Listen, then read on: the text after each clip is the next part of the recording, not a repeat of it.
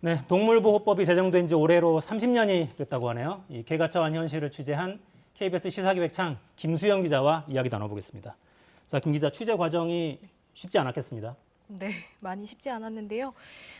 방금 보신 영상을 보면서 좀 말씀을 드리고 싶은데, 방금 보신 영상은 그 한 동물보호 단체가 지난해 10월에 그 성남 모란시장에서 촬영한 영상인데요. 사실 그 모란시장에서는 지난 2016년 이후에서는 그 살아있는 개 전시나 도축이 지금 이루어지지 않고 있는 상황인데요. 하지만 반면에 그 개 지육은 계속해서 판매가 되고 있는 상황이라서 그렇다면은 이곳에 공급되는 개들은 어디서 어떻게 도축되고 있는지에 대한 부분들을 궁금해서 추적을 해보게 된 것입니다. 네, 영상 좀 보시죠.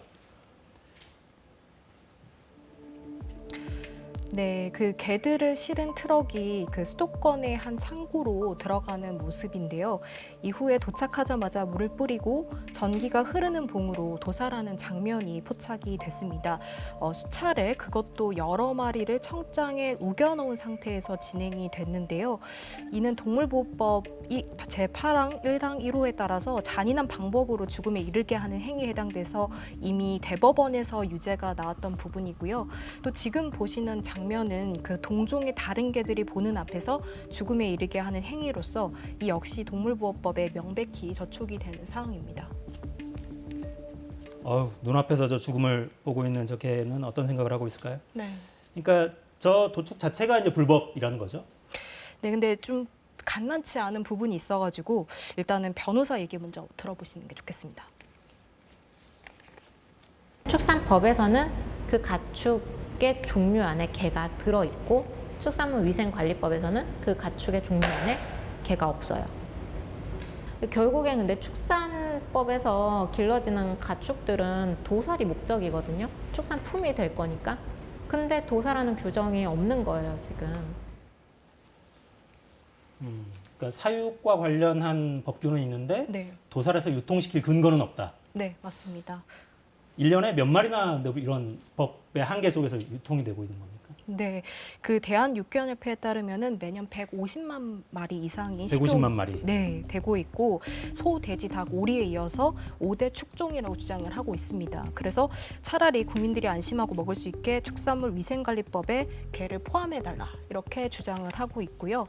반면에 그 동물보호단체는 반려인구가 1000만 시대고 굳이 개를 먹어야 하는지 그리고 또 현재 지금 개 도축 방법이 없지 않습니까? 그래서 이거를 천문학적인 비용을 들여서 연구를 해야 되는데 이게 세계 동물보건기구 가이드라인에 또 없는 상황이라서 현실적으로 되게 불가능하다 이렇게 주장을 하고 있습니다. 야, 이게 의견이 팽팽할 수밖에 없는 사안이어서 정부 입장은 뭡니까?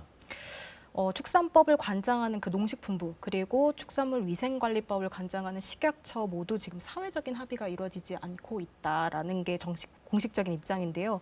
그래서 국회에서 차라리 개 식용을 법으로 금지하는 법을 마련을 해달라 약간 이런 건데 그동안 여러 의원들이 법안 발의를 해왔지만 국회 문턱을 넘지는 못했고요. 지금은 그 한정 의원이 발의한 게 유일한데 개 고양이 도살을 원칙적으로 금지하고 또 이런 보신탕 같은 집 같은 경우에는 폐업하거나 혹은 업종 전환을 했을 때 지원 방안을 담은 법안을 지금 내놨지만 사실은 논의가 잘 이루어지지 않고 있는 그런 상황입니다. 네, 이게 쉽지는 않겠어요. 그러니까 네. 5번째로 많이 길러지고 있는 그런 동물인데 도축에 관한 법률은 없고 네. 그래서 위생관리도 안 되고 뭐 그냥 이런 곳에 있는 거죠. 네. 근데 이게 또 전부가 아니에요. 네네. 버려지고 있는 동물들, 유기견 문제도 취재했죠. 네, 사실 그 최근 몇 년간의 유기 동물 수가 굉장히 꾸준히 증가하는 추세인데요. 그 2019년에 정점을 찍었는데 이제 13만 마리 정도로 집계가 되고 있고요. 지난해에는 약간 줄기는 했지만 전체적인 숫자는 유지가 됐고 이 중에서 유기견만 하더라도 9만 5천여 마리 정도가, 그러니까 매일 270여 마리 정도가 버려지고 있다, 이런 현실이다라는 겁니다. 점점 더 많은 사람들이 동물들을 기르고 있는데 반려동물을 들였다가도 버리는 사람들도 그만큼 많다는 거고. 네. 버려진 동물들이 구조가 되죠. 구조된 뒤에는 관리는 잘 됩니까? 네, 그게 문제는 그 유기견들이 그럼 어떻게 보호되고 있는지에 대한 부분인데요. 저희가 찾아가 본 충남 논산의 시보호소에서는 인적이 드문 야산에 이렇게 있었습니다. 근데 보호소라고 하는데 시설이 계집밖에 없는 겁니다.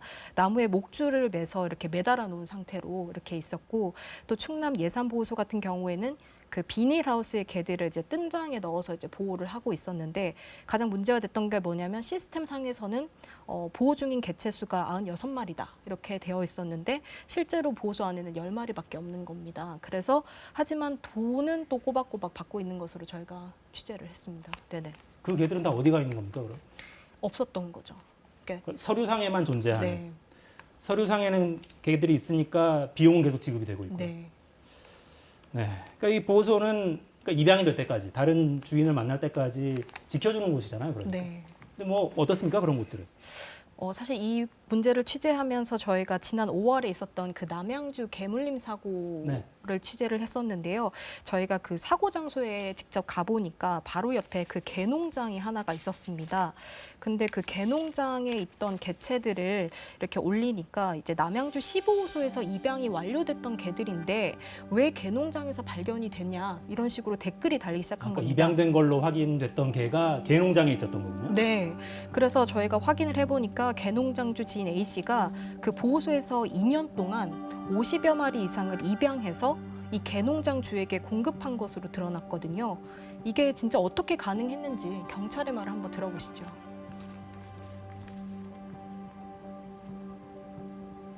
서류가 거짓으로 작성되어 있는 부분들이 대다수였습니다. 주변 사람들 인적사항을 확인해가지고 같은 필차로 한 사람이 다 거기 그냥 그 서면서에 사인을 하고 인적사항을 기재하고 여러 가지로 참 그 주먹구구식으로 하고 그 체계가 안 갖춰져 있는 것은 사실입니다. 자, 그러니까 정리를 해볼까요? 네. 유기견이 생기면 구조를 해서 네. 보호소에 맡기죠. 보호소에 맡긴 강아지를 입양해 간 사람이 그 개를 개농장에 팔아요. 네. 그럼 그 개는 어떻게 되는 겁니까? 그 개농장에서 있다가 이제 아까 전 처음 보셨던 것처럼 도축이 되는, 도축이 돼서 또 유통이 되는. 네. 구조돼서 보호받는 게 아니라 네. 입양되는 게 아니라 다시 고기가 된다. 네.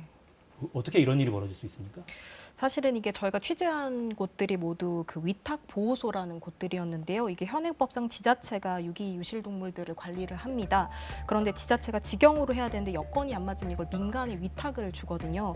근데 관리 감독이 잘 안 되고 위탁자 기준도 없다 보니까 그 아까 말씀드린 대로 양봉업자나 사냥꾼, 심지어는 개 농장주가 이 보호소장인 경우도 있었습니다. 근데 이들은 그 마리당 나오는 포획비나 보호비, 그다음에 안락사비, 뭐 폐기물 처리비 이런 것들을 아껴서 돈벌이를 하고 있는 건데요. 이 때문에 그 거의 안락사 자연사 비중이 43% 정도로 절반 가량이 죽어서 나가고 있다, 이렇게 보시면 될 것 같습니다. 그러니까 구조하고 보호하는 이것도 하나의 산업이 돼버렸네요. 네. 돈벌이하는 사람들이 있네요. 근데 저 위탁 보호소는 그러니까 아무나 할 수 있는 거예요? 기준이 있을 거 아닙니까? 일단은 뭐 어떤 시설을 마련을 해서 이제 그 지자체가 냈던 그런 공고에 이제 해당이 되면 이제 뽑을 수 있는 건데, 사실상 이거를 맡으려고 하는 사람들이 아무도 없다고 합니다. 이게 되게 어려운 것이다 보니까. 그래서 아무나 이렇게 사냥꾼들, 개농장주 이런 분들이 지금 맡아서 하고 있는 그런 현실인 겁니다. 네. 이 지자체 무조건 이걸 다 현장 조사를 하라고 하기도 참 쉽지는 않을 것 같고, 다른 나라 사정들은 어떤가요? 네, 저희가 취재했던 거는 독일의 사례였는데, 독일에서는 이미 2002년에 헌법에 국가의 동물 보호 의무를 명시한 나라입니다. 그렇다 보니까 이게 안락사 걱정 없이 그다음에 치료를 받으면서 입양을 기다리고 있고요. 또 경제적인 능력, 뭐 이혼 횟수 이런 것들을 따지는 까다로운 입양 절차에도 불구하고 90%에 가까운 입양률을 보이면서 사실은 되게 배울 점이 많아 보이는 그런 나라 중에 하나였습니다. 우리 현실과는 거리가 너무 멀어서 참.